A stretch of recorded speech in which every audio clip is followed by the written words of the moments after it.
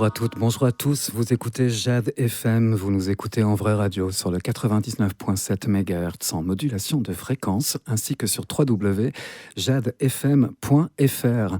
Deux invités en studio aujourd'hui. J'ai le plaisir d'accueillir Asma, bonjour. Bonjour. Vous êtes accompagnée de Dana, bonjour. Bonjour. Vous êtes toutes les deux membres d'une association qu'on reçoit et qu'on a grand plaisir à recevoir tous les ans ici, qui s'occupe d'un festival qui s'intitule les Mercredis de Prigny. Et comme son nom l'indique, chaque mercredi, ça a commencé mercredi dernier et ça se terminera le 26 août, vous proposez des concerts. Des concerts dans un lieu pas comme les autres. Lequel ? Ce fut un lieu pas comme les autres, puisque depuis, c'est après Covid, et puis surtout la restauration. C'était la chapelle de Prigny, voilà, qui est un haut lieu historique, et c'est le petit joyau bijou des Moutiers-en-Ré. Mais il y a eu besoin de restaurer cette fameuse chapelle, et donc les concerts ont tous été transférés place de l'église Madame, donc au cœur du bourg, dans l'église Saint-Pierre. Voilà, donc, et depuis, on a gardé ce lieu pour les concerts. Alors ce lieu, il est complètement magique. La place du village aussi, parce que on a l'impression de marcher dans une carte postale. Exactement, cette église est magnifique. Cette place rappelle des places du Midi, mais pourtant nous sommes au Moutier, en Loire-Atlantique. Et les touristes sont ravis de venir voir le spectacle, les concerts sur cette place et dans cette très belle église des Moutiers, qui peut accueillir jusqu'à 400 spectateurs, ce qui est pas mal. C'est aussi une des raisons du déplacement des concerts, pour satisfaire un maximum de spectateurs, touristes, locaux, voisins aussi, parce que nous accueillons des gens de Pornic, de Nantes parfois aussi, et puis de toutes les villes qui avoisinent les Moutiers-en-Ré. Alors, elle a une particularité, votre association. On va avoir le temps, durant cet entretien, de parler d'elle, justement, cette association des Mercredis de Prigny. Particularité parce que les concerts que vous proposez chaque mercredi, toute la saison, ils sont gratuits. Ils ne sont pas vraiment gratuits. L'entrée est libre. L'entrée est libre, oui. Et on dit aussi citoyenne. Alors l'idée, c'est d'ouvrir la musique classique et la musique du monde à tous les publics. Et on laisse la possibilité aux spectateurs de donner ce qu'ils peuvent en fonction de leurs moyens. Mais quand même, la plupart des gens nous disent « Mais c'est quoi participation libre et citoyenne ?» On laisse les gens réfléchir et on se dit quand même qu'un concert, c'est au moins 10 € de toute façon. Après, on peut aller plus loin en fonction des moyens que l'on a. Mais voilà, on tient à cette idée de la culture accessible à tous en fonction des moyens de chacun. Mais ça reste une particularité. C'est vrai, on nous l'a souvent dit, oui, effectivement. Ce festival, il a commencé déjà mercredi dernier. Alors nous étions le 1er juillet. Et vous avez accueilli le chœur d'Angers Nantes Opéra. Oui. Tout à fait, oui, c'est la troisième Troisième ouverture avec le chœur. C'est une histoire d'amour, une fidélité intense avec Xavier Ribes, qui en plus, pour cette saison-là, était sur son dernier concert, puisqu'il va partir vers d'autres horizons. Donc c'était aussi avec beaucoup d'émotion. Et comme à chaque fois, ça a eu un succès énorme. Voilà. Donc là, l'église était totalement remplie. Dana, vous me disiez en off, juste avant que cet entretien ne commence, que vous êtes également musicienne, que le son, vous connaissez. Au niveau de la programmation, est-ce que vous participez personnellement également à détecter les concerts, les artistes qui vont se produire ? Je pense que tout le monde même peut à ce niveau-là, parce que voilà, c'est une collégialité, convivialité, c'est-à-dire que chacun peut apporter sa pierre à l'édifice. Et effectivement, oui, je peux à l'occasion proposer des groupes que je connais. J'ai moi-même été programmée, et il fut un temps, dans les mercredis de Prigny en gospel. Donc voilà, chacun a une vision aussi. C'est très éclectique, la programmation. C'est avant tout faire découvrir les musiques du monde, les musiques de qualité, avec des styles totalement différents d'un mercredi à l'autre, en fait. Alors justement, ces styles, on va avoir l'occasion durant cette émission d'en écouter quelques extraits.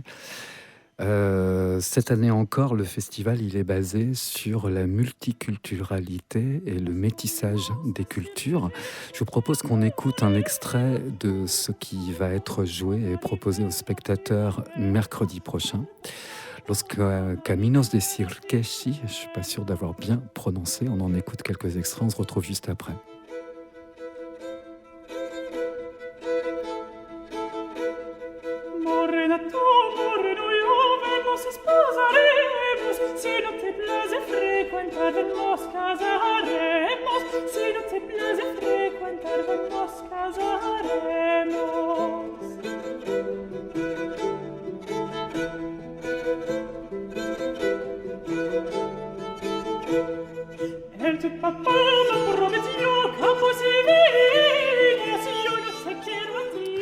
Matica de Flor, ce sont des chants traditionnels séfarades et des chansons espagnoles de la Renaissance. Qu'est-ce qu'on peut en dire ? Alors c'est un ensemble de 4 musiciens et chanteurs qui nous proposent un voyage vers la Renaissance espagnole et qui évoque en fait une histoire qui est l'histoire du peuple juif qui a été exclu de la péninsule ibérique.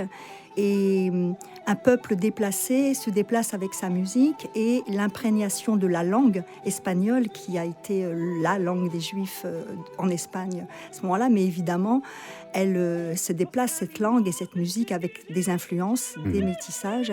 Et on entend un peu de ladino. Donc le ladino, c'est la langue juive qui est métissée de l'espagnol, justement.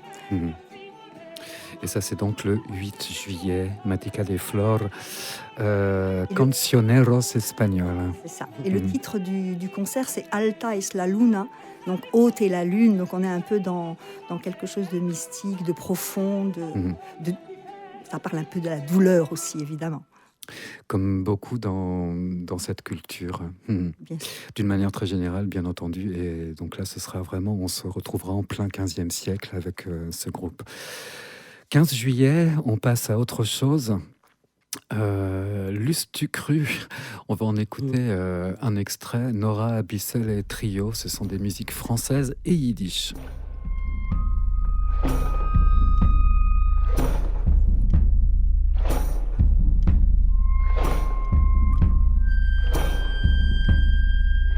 Quel est donc dedans la plaine, ce grand bruit qui vient jusqu'à nous?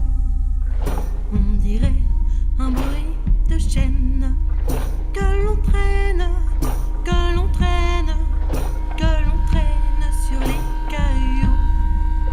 C'est le grand lustre qui passe, c'est le grand lustre qui mangera tous les petits gars qui ne dorment guère, tous les petits gars qui ne dorment pas. C'est une atmosphère, une ambiance très marquée, très, très particulière de ce groupe Nora Abyssel et Trio. Comment vous les avez dénichés, ces trois-là ? Alors, on reçoit beaucoup de sollicitations de la part d'artistes. On écoute toutes les sollicitations, on discute entre nous. Et puis après, on essaye de trouver quand même un fil conducteur pour la saison et on les sélectionne aussi en fonction de ça et de la façon dont les différents artistes vont dialoguer entre eux.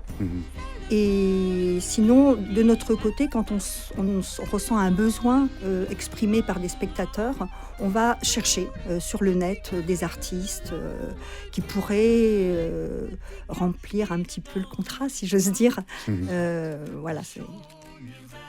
Parce que ça, je sais que c'est également d'année en année, on s'en aperçoit, une marque de votre fabrique, c'est la relation que vous avez avec les spectateurs et votre manière de prendre en compte les retours que vous avez sur les spectacles.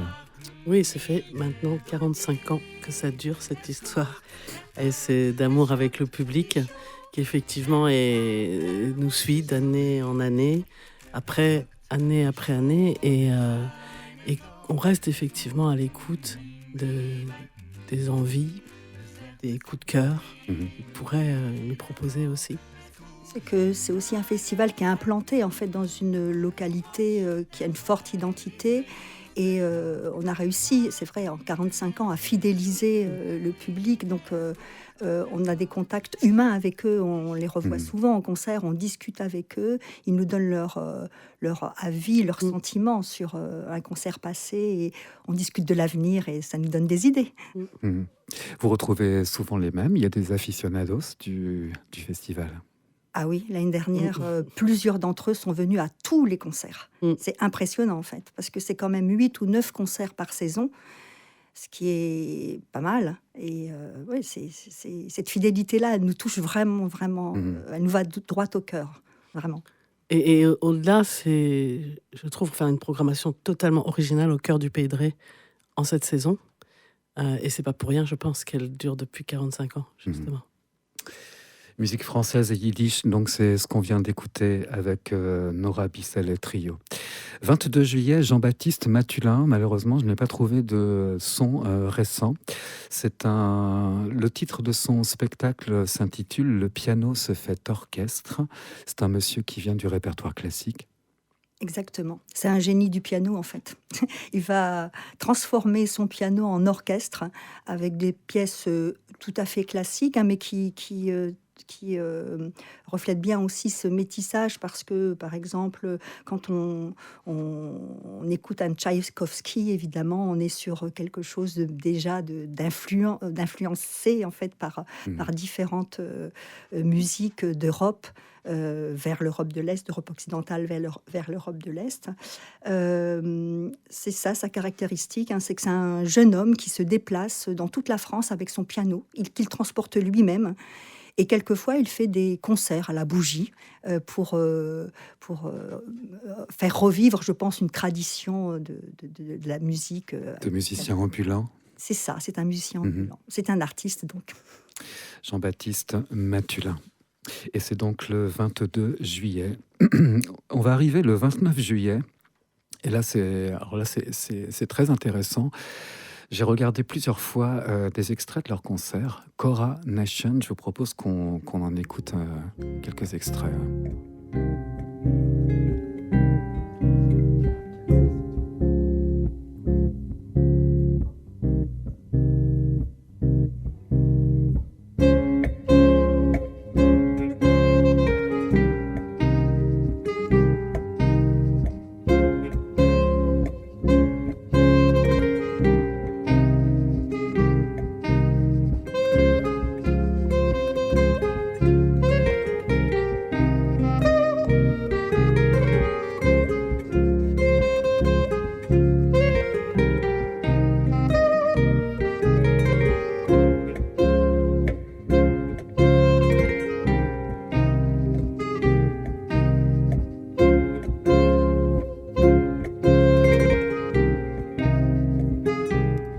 Cora Nation, c'est la rencontre inédite entre Alioune Koné, qui est un métis franco-malien, compositeur, choriste, joueur de kora, et Olivier Lorang, qui est une sorte de virtuose de la guitare basse.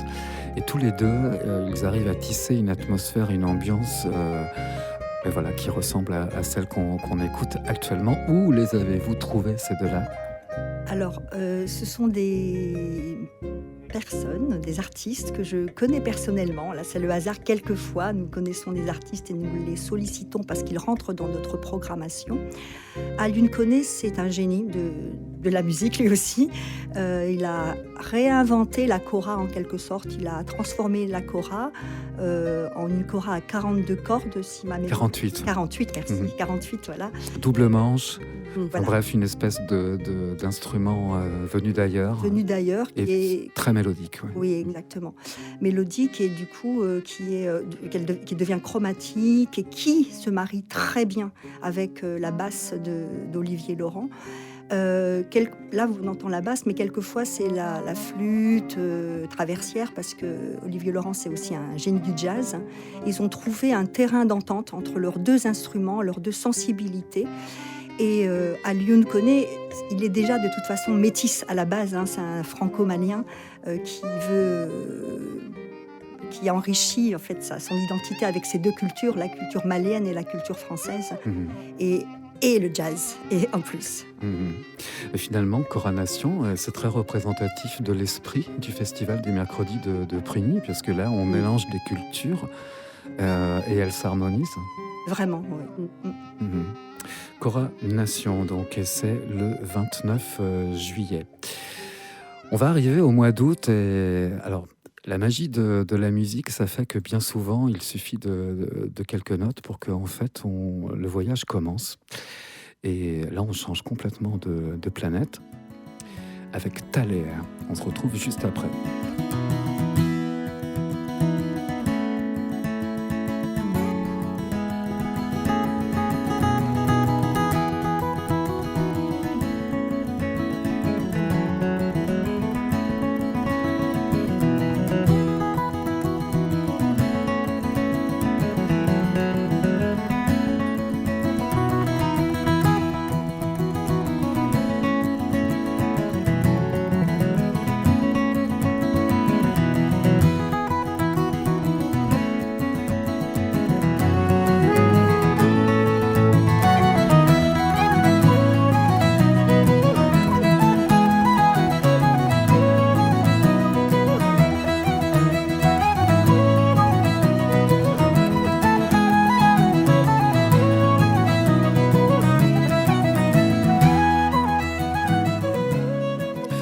Il est temps de commander quelques Guinness ou une Smithwick's pour les amateurs de bière blonde, avec modération, juste avant la fermeture du pub, parce que là, effectivement, on se retrouve dans une ambiance...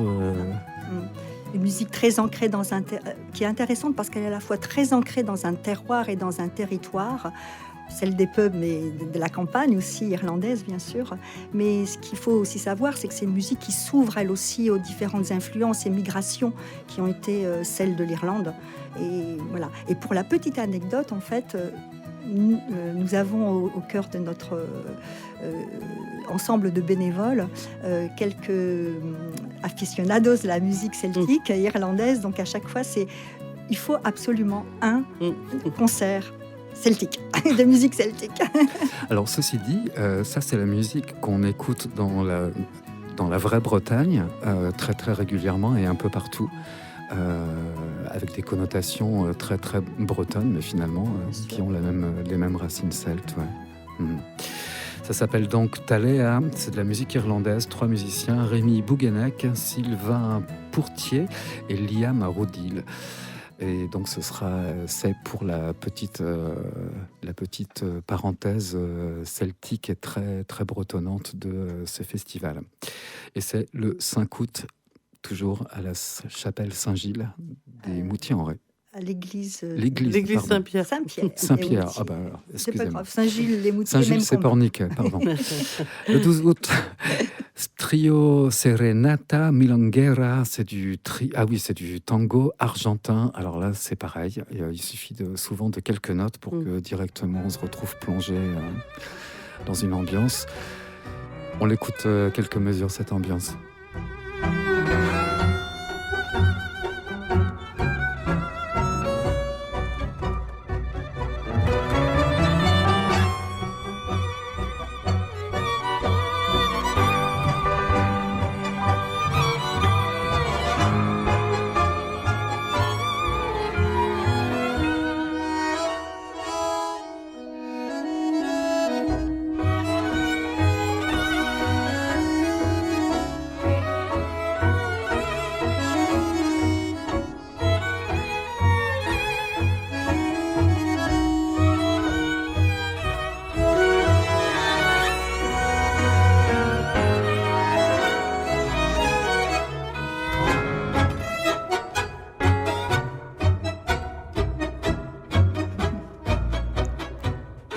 Je vois sourire. On entend bien le dialogue de la sérénade, en fait, amoureux, parce que c'est de là que le tango vient, en fait, aussi. C'est pas la seule origine du tango, mais la sérénade méditerranéenne, à l'italienne, que nous connaissons très très bien, on l'entend bien et c'est assez drôle. Puis c'est une musique de la sensualité. Oui, de l'amour. De l'amour. Trois musiciens. Alors, Brian Chambouléron à la voix, Chloé Bousquet au violon et Simone Tolomeo au bandoneon, qui est un accordéon. Oui. Non, Dana, j'avais l'impression que vous vouliez ajouter quelque chose. Et c'est donc le 12 août, toujours au même endroit, au Moutier en Ré. 19 août, Pieds Trad, c'est de la musique du Québec. Qu'est-ce qu'on peut en dire ? Déjà, le titre est très intéressant. Piedstrad, alors on le voit, c'est la musique podorhythmique, les pieds. Donc, c'est une musique qui va mêler les instruments habituels avant, qu'on connaît bien, les cordes évidemment. Et puis, les pieds sont de la partie là. Et ça va bouger, ça va pulser. C'est ça, c'est la musique pour les pieds. Il y a les chansons pour les pieds et les musiques pour les pieds. D'accord. Ce sont trois musiciens qui sont originaires du Québec ? Pas tous. Essentiellement, donc, il y a des Québec, oui, Irlande et Bretagne. Parce que là encore, on a toutes les influences qui sont présentes et les musiciens ont cette origine-là aussi. Mmh. Et c'est donc le 19 août, c'est l'avant-dernier concert de ce festival. Dernier concert, l'expression « ça va se terminer en fanfare », mais là c'est le cas de le dire. Tout à fait. Qu'est-ce qu'on peut en dire ? Mais c'est les Zygos qui sont, j'avoue, la fanfare sur la place de Nantes quand même maintenant depuis bien des années, avec à la tête Jérôme Bossard. Donc ça, c'est toute l'histoire du Mississippi, c'est l'histoire de la musique aussi et de ce qui a donné plus tard le jazz, les musiques blues, évidemment. Et c'est l'histoire tout court de musiciens, puisque si on remonte le Mississippi, qui est dit le fleuve le plus musical au monde, on peut le croire quand on voit tous ceux qui ont été bercés par le Mississippi, entre évidemment Armstrong, Sidney Bechet, mais aussi Aretha Franklin, Prince, et j'en passe. Alors j'ai eu l'occasion de voir des vidéos de ce groupe, c'est le Zygos Brass Band. C'est hallucinant. Alors c'est vraiment la fanfare de rue, c'est-à-dire qu'on marche dans la rue, on défile dans la rue et on met le feu. Oui, tout à fait. Et puis c'est la vie en fait, le brass band, les fanfares comme ça, c'est la vie. On rythme la vie, les fêtes, les sépultures. La fanfare est là. Enfin, là, je parle de la Nouvelle-Orléans. Et ils connaissent très bien la Nouvelle-Orléans. En tout cas, Jérôme et puis d'autres musiciens, parce qu'ils vont très régulièrement sur place pour faire des Retour aux sources. Oui, retour aux sources, et ouais. puis partage. Ils embarquent avec eux des musiciens nantais aussi qui veulent se frotter à l'histoire. Et qu'est-ce que j'allais dire ? Là, ils vont défiler, j'ai envie de dire, dans le live. C'est ce que j'allais vous dire, mais c'est difficile d'imaginer un groupe comme celui-ci, statique. Tout à fait. Ouais. On va tester. On va tester. Mais ils ont déjà fait du statique, parce que j'ai souvenir qu'on est joué ensemble à Nantes, je ne sais plus c'était dans quel café. Voilà, ils font du statique aussi. Oui, moi je les ai vus au Bal Pop à Nantes. Effectivement, ils savent aussi faire du statique sans problème. En tout cas, voilà, c'est une très belle fin. Et ce qui saute aux oreilles depuis le début, là, qu'on passe en revue, c'est quand même la qualité aussi. Cette qualité qui est revendiquée depuis 45 ans par toutes les présidences qui se sont succédées, qui n'ont jamais voulu déroger justement aux valeurs et à l'esprit de cette association. L'esprit, c'est tous les bénévoles qui sont investis, passionnés. Après, quand on écoute, on va à la rencontre des artistes, c'est juste merveilleux. Et voilà. Combien de bénévoles à l'heure actuelle Justement, ce que j'allais dire, nous sommes une vingtaine de bénévoles et nous travaillons toute l'année en fait pour ce festival. Et parmi les bénévoles, il y a des gens qui sont à la retraite, d'accord, mais pas seulement. Il y a des gens qui sont actifs et qui donnent de leur temps pour pouvoir monter ce festival et pour faire plaisir au public. Et pour revenir un peu sur la diversité de ce festival, on remarque que le festival s'est ouvert avec le chœur Angénante Opéra, l'opéra, et se termine en fanfare. Donc ça dit bien cette diversité à laquelle nous tenons, cette qualité à laquelle nous tenons, et cette richesse musicale, parce que toutes les musiques que nous passons, ce sont des musiques très très riches en fait de leurs histoires, de leurs identités, de leur passé, et puis beaucoup de musiques aussi qui sont pas poussiéreuses. qui sont pas poussiéreuses. Qui sont toujours actuelles finalement. Voilà. Ouais. Et chaque artiste a aussi cette volonté alors certes, de raviver la mémoire, évidemment, mais dire aussi que ces musiques parlent encore aujourd'hui à nos cœurs, à notre actualité aussi. Et ça, pour nous, c'est très important. Et je vais peut-être ajouter quand même aussi, là c'est la musicienne chanteuse intermittente du spectacle qui parle, que l'association effectivement depuis 45 ans a du mérite parce qu'elle ne programme que des professionnels. Que des professionnels depuis 45 ans avec une entrée participation citoyenne libre. J'ai envie de dire chapeau. Parce que c'est pas donné, franchement, c'est pas donné. Voilà, toutes les associations ne peuvent pas porter ce poids de programmer des professionnels. En tous les cas, ça a l'air de fonctionner. 45 ans dans la durée, c'est sûr, il faut les tenir, mais au vu de la population qui se déplace pour assister à vos concerts, de cette manière, ça dénote un succès qui vous est légitimement dû. Merci beaucoup à vous deux. Je recevais donc aujourd'hui Alma et Dana de l'association Les Mercredis de Prigny. À partir de n'importe quel moteur de recherche, vous tapez Mercredis de Prigny, vous retrouvez toute la programmation. Et allez-y, c'est au Moutier-en-Ré, sur cette très belle place du village. On vous souhaite encore cette année un très bon festival. Merci à vous deux. Merci à vous. Jade Rencontre, c'est tous les jours à 13h et 19h.